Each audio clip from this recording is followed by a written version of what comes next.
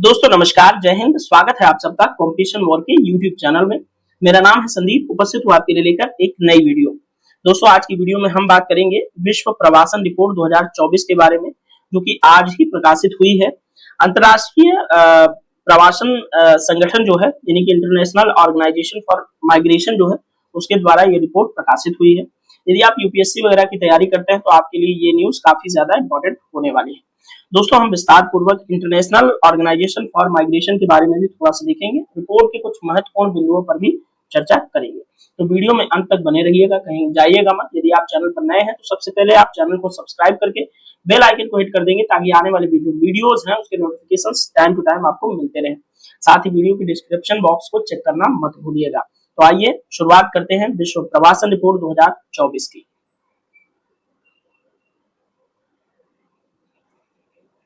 दोस्तों चर्चा की शुरुआत न्यूज़पेपर की एक कटिंग के माध्यम से करते हैं, जो कि यहाँ पर तमाम कंटेंट मिल जाएंगे आपके एग्जाम के पॉइंट ऑफ व्यू से। तो यहाँ पर हेडिंग के अंदर आप देखेंगे, प्रवासियों ने अपनी कमाई से 111 अरब डॉलर स्वदेश भेजे।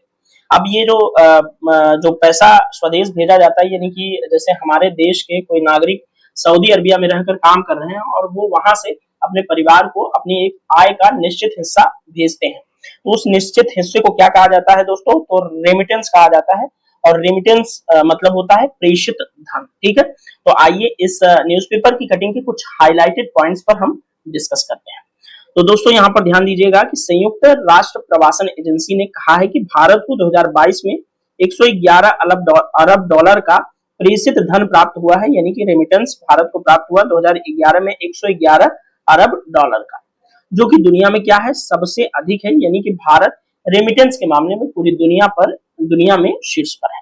इसी के साथ भारत दोस्तों 100 अरब डॉलर के आंकड़े तक पहुंचने और बल्कि इसे पार करने वाला पहला देश बन गया है। इंपॉर्टेंट है, याद रखिएगा, ये कंटेंट आपकी परीक्षा के लिए काफी ज्यादा महत्वपूर्ण है।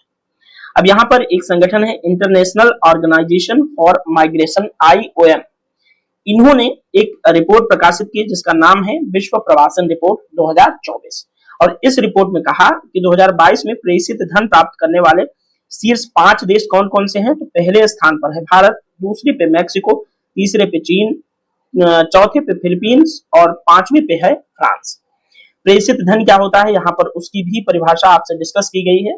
प्रेषित धन या रेमिटेंस, जो कि मैंने आपको पहले ही बताया, इसका अर्थ होता है प्रवासियों द्वारा मूल देश यानी कि अपने स्वदेश में मित्रों, रिश्तेदारों को दिए गए वित्तीय या अन्य तरीके से जो हस्तांतरण होते हैं, जो ट्रांजैक्शंस होते हैं, उनका जो है उनको रेमिटेंस या प्रेषित धन कहा जाता है।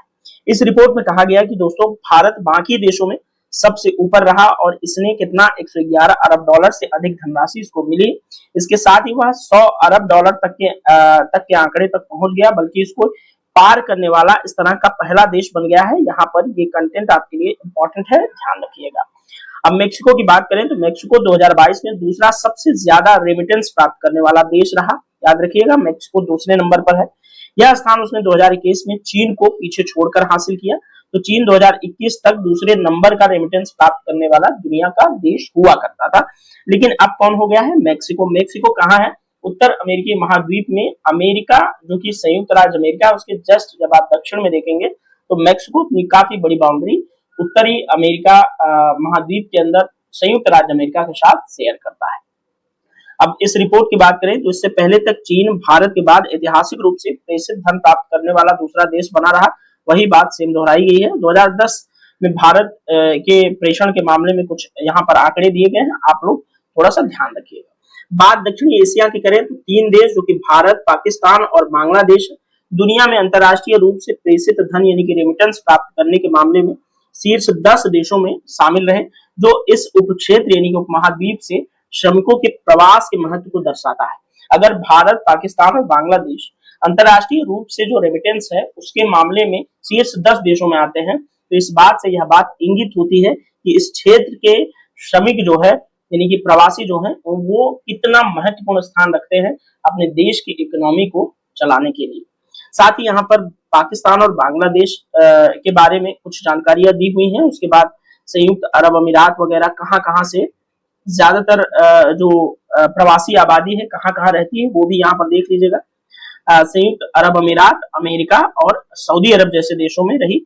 वहीं भारतीय प्रवासियों के लिए काम करने के क्रम में 13वें नंबर पर आता है भारतीय प्रवासी। ठीक है, यहाँ पर ये देखिए रिपोर्ट के अंदर कुछ मूल बातें ये हैं कि दुनिया में सबसे अधिक प्रवासी भी भारतीय मूल के ही होते हैं, जो कि काफी बढ़िया बात है हमारे लिए।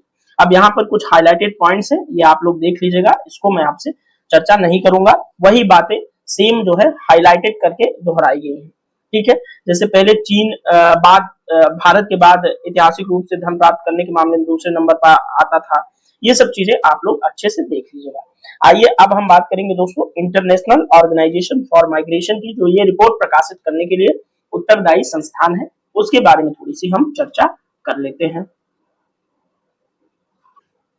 दोस्तों यहाँ पर इंटरनेशनल ऑर्गेनाइजेशन फॉर माइग्रेशन के विषय में कुछ महत्वपूर्ण तथ्य आपके सामने प्रकाशित किए जा रहे हैं, जिसको आप ध्यानपूर्वक देखेंगे तो यदि आपकी परीक्षा वगैरह में इस तरह का कोई भी सवाल आता है तो उसका जवाब देने के लिए आप सक्षम हो पाएंगे। जैसे यहाँ से एक सवाल ये बन सकता है पहले ही तथ्य से कि IOM यानी कि अंतरराष्ट्रीय माइग्रेशन संगठन की स्थापना 1951 में हुई। ठीक है, जिसका मुख्यालय कहाँ है? जिनेवा में। जिनेवा कहाँ है? स्विट्जरलैंड में। ये भी याद रखिएगा, स्विट्जरलैंड यूरोप का इटली के बगल में स्थित एक बड़ा ही खूबसूरत और प्यारा सा देश है। यहीं पर एक स्थान है जिनेवा। जिनेवा एक ऐसा महत्वपूर्ण स्थान है जहां पर तमाम अंतरराष्ट्रीय संगठनों के मुख्यालयों को देखा जा सकता है। अब जो इंटरनेशनल ऑर्गेनाइजेशन फॉर माइग्रेशन है उसके बारे में बात करें तो यह संगठन दोस्तों प्रवासन के क्षेत्र में अग्रणी अंतर सरकारी यानी कि इंटर गवर्नमेंटल एक ऑर्गेनाइजेशन है। ये सरकारी, अंतर सरकारी और गैर सरकारी भागीदारों के साथ मिलकर के प्रवासियों के लिए कार्य करता है। साथ ही दोस्तों 173 देश इस संगठन के सदस्य हैं। 8 देश जो है पर्यवेक्षक का दर्जा प्राप्त है और 100 से अधिक देशों में IOM का कार्यालय है। IOM की बात करें तो दोस्तों यह व्यवस्थित मानवीय प्रवासन को बढ़ावा देने के लिए एक समर्पित संस्थान है।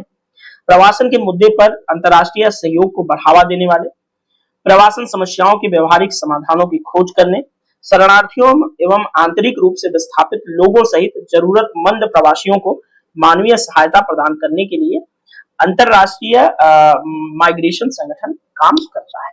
तो आई होप दोस्तों ये रिपोर्ट आपको अच्छे से समझ आई होगी। इस रिपोर्ट के हाईलाइटेड पॉइंट्स आपके जो एग्जाम के पॉइंट ऑफ व्यू से इंपॉर्टेंट है वो मैंने यहाँ पर डिस्कस कर दी।